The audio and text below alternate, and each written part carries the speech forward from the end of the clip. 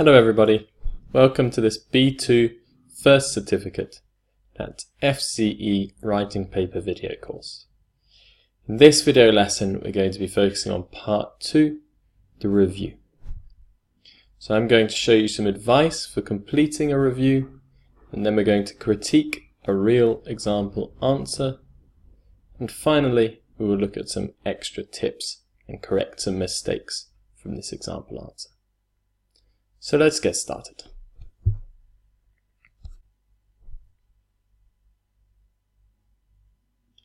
So, here is an example review question.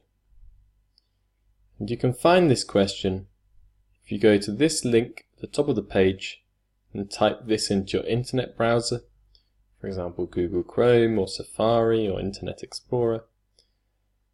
And it's from the Cambridge English First Handbook for Teachers, which is a fantastic document.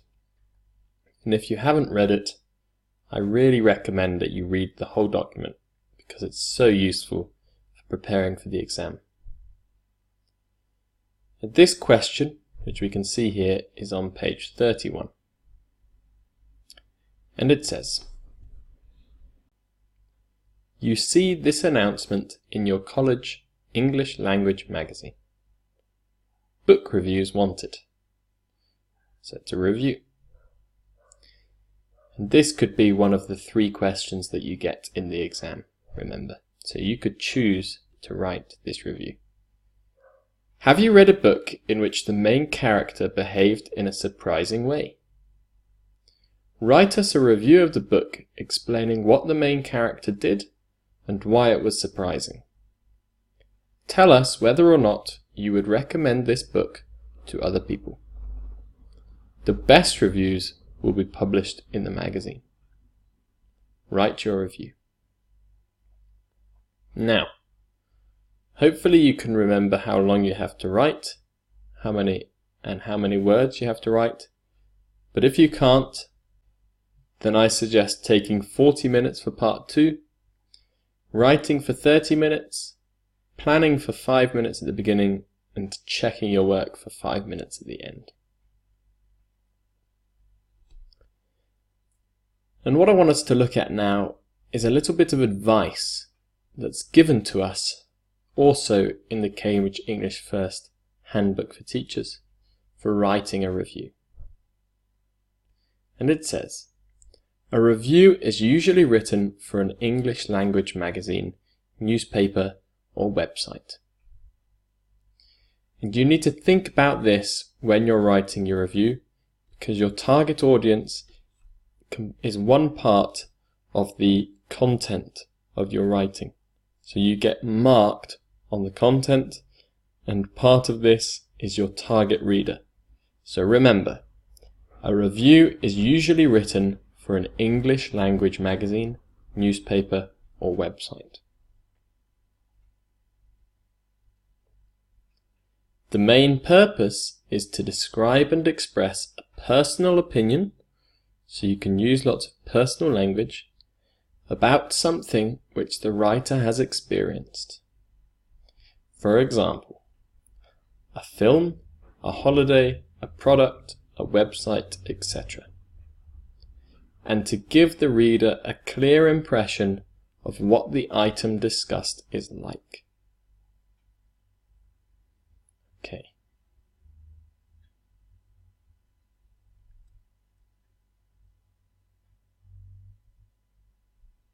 So description and explanation are key functions for this task. You need to be able to describe and explain and give your personal opinion about something. So there are some big clues as to how you want to be writing your answer, using personal pronouns, in my opinion, I think, etc., and using descriptive language and language of explanation. And remember who it's written for, an English language magazine, newspaper, or website. And finally, it says a review will normally include a recommendation to the reader. So if you choose to write a review in the exam, remember to write a recommendation for the person reading your work. So I recommend this film, and say why. Justify your reason. Because ... Or I recommend visiting this place because...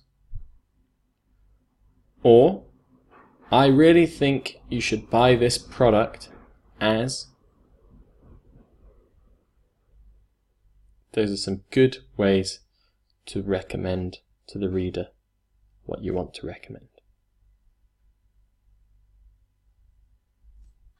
So, again, this here is from the Cambridge English First Handbook for Teachers, and it might be easier for you to read it on that website.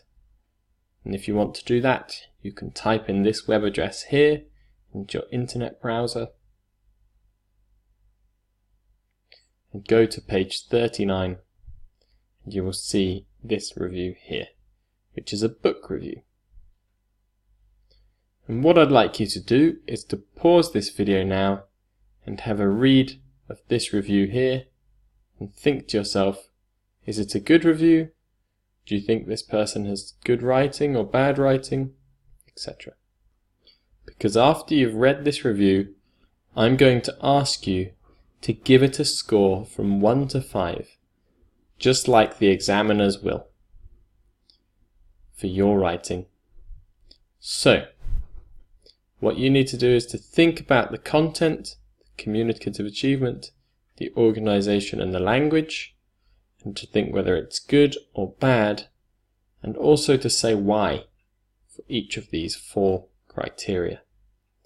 And if you do this well, and you spend time doing this, it's a really, really good way to prepare yourself for the exam, because you're adopting the mentality of an examiner. If you can do that, you will be able to get a lot better marks in the exam. So pause this video now. I will leave this table here on the screen for you, and I advise you to go to this website, page 39, and have a read of the book review there. Write down a table like this on your sheet of paper and fill it in as you are reading. Spend some time doing this, don't rush it, and when you're ready, press play and we will continue.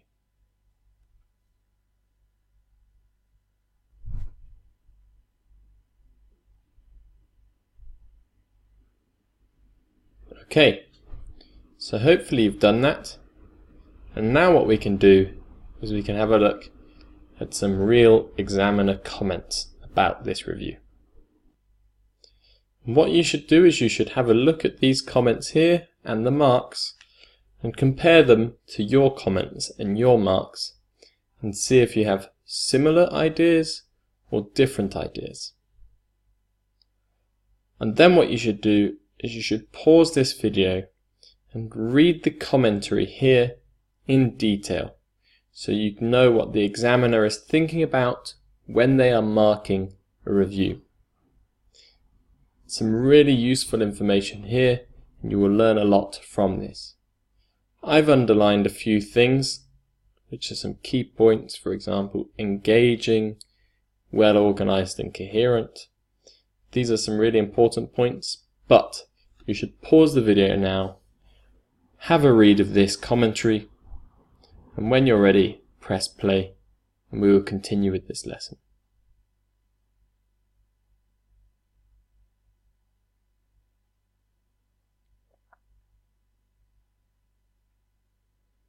Okay, so hopefully you've done that, and hopefully you found it really useful reading through this, and you can understand what the examiner is thinking when they are marking a review.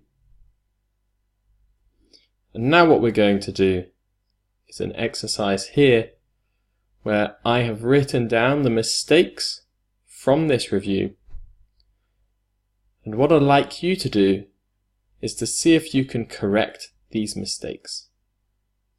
So for example, exclusive facilities. The word facilities is not spelled correctly. So write down what you think is the correct spelling for facilities, and then see if you can find the mistakes in the rest of these sentences. They could be grammar mistakes, or spelling mistakes, or vocabulary mistakes. So pause this video now, try to find the mistakes in these sentences, and when you're ready, press play.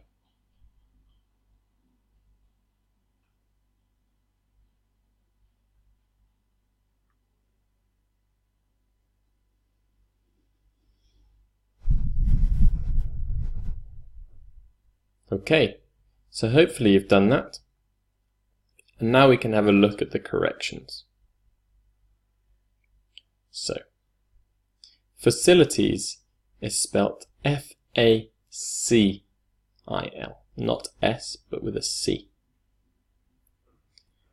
The second sentence, yes, is the beginning of a new sentence, so it should have a capital Y, and we say most people, not most of people. Third sentence, I didn't understand, so I crossed it out. The fourth one, he had all the facilities, not he got, but he had all the facilities to make himself comfortable. We say to make oneself comfortable. I make myself comfortable, he made himself comfortable. And we say had because it's a possession here. You could say he has got or he had got, but not just he got. He had all the facilities is fine, like this.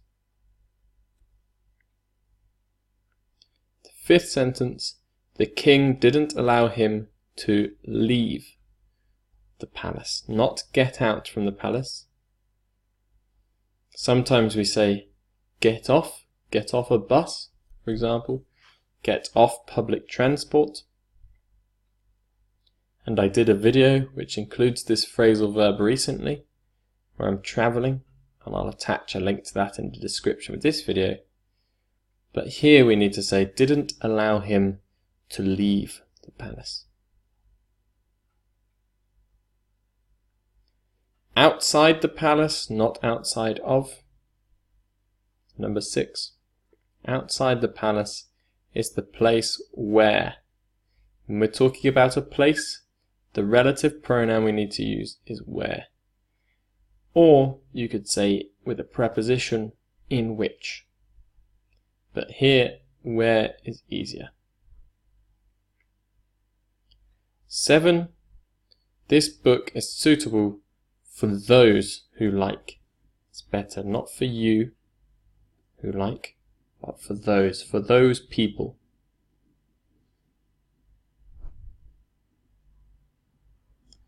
The next one, I have learnt, because it's something that's happened now in the past, but it's connected to the present because you still understand it now.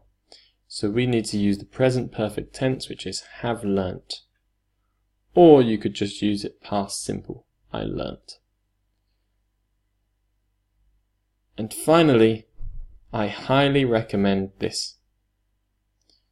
It's good that he's put a recommendation in, but he needs to say the subject at the beginning of the sentence. I highly recommended, and we also need to say what, the object, which is this book, for example, or this, as something to read. Okay, so some concluding ideas about this review now. Here are some questions for us to think about. Is the language in this review formal or informal?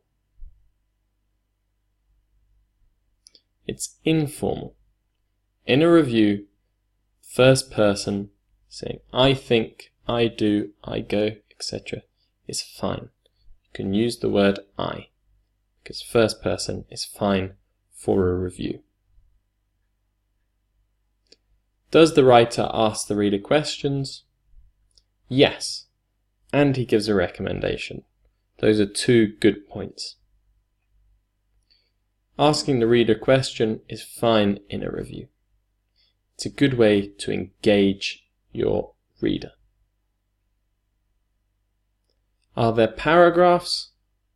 Yes, there are clear paragraphs. So that's good. And that is going to be good for the organization part of the criteria. Anything else that we can think of which is good or bad about this review? He uses a title, and you can also write in a review. So you can write a review in a title, that's a good thing, and you can also write sometimes the positive things first and the negative things after. That would be okay as well. That's a fine approach. Okay, so I hope you enjoyed this video lesson and found it useful. In the next video lesson, we're going to do a similar thing where we will look at some advice for an article, and then we will review an example answer for an article and some examiner comments, and you'll learn a few extra tips as well. So I'll see you in the next video lesson, guys. Bye bye.